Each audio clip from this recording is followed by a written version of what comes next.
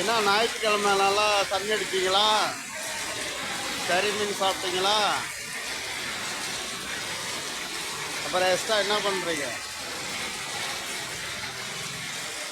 கறி மீன் திங்கணும், தண்ணி அடிக்கணும், தண்ணி மாத்திரம் தான் அடிக்கணும்.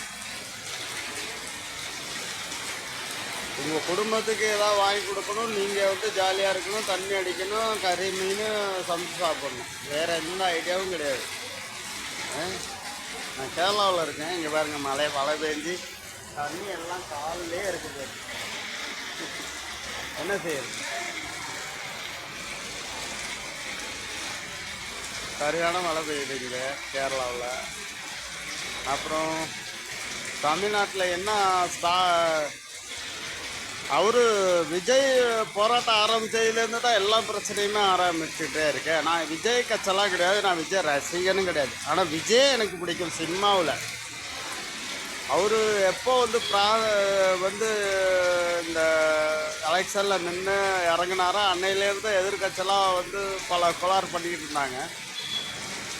வேணா நான் எங்கே போனாலும் கடல் மாதிரி அப்படியே கும்பல் திரடுதேன்னு சொல்லிட்டு திருப்பூரில் ஒரு ஆப்பு வச்சுட்டாங்க. இதனால் என்ன ஆச்சு, ஒரு 30-40 பேர் இறந்துட்டாங்க. குழந்தைங்க, பெரியவங்க, சின்னவங்களாம். அதான் முக்குக்கு மூளைக்கு ஆல்ரெடி சிசிடிவி கேமரா இருக்குது. அதை இல்லாமல் அந்த ஃபேனில் சுற்றுதே சின்ன கேமரா, அதுதான் முக்கு மூலையிலலாம் ஏறி இறங்குதுல்ல. போலீஸ்காரன்னா என்ன வேடிக்கை பார்க்குறாங்களா? ஓ, போலீஸ் இப்போ இருக்கிற சொல்ல இப்போ புரியுது. போலீஸெல்லாம் கேட்க மாட்டாங்க. அப்போ ஸ்பெஷலாக விஜய் தான் கண்டுபிடிக்கணும்.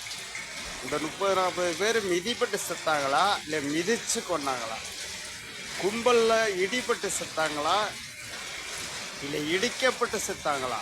அதை விஜய் தான் கண்டுபிடிக்கணும். ஏன்னா ஆட்சி அவங்கள்ட்ட இருக்குது, நம்மளாம் ஒன்றும் பண்ண முடியாது.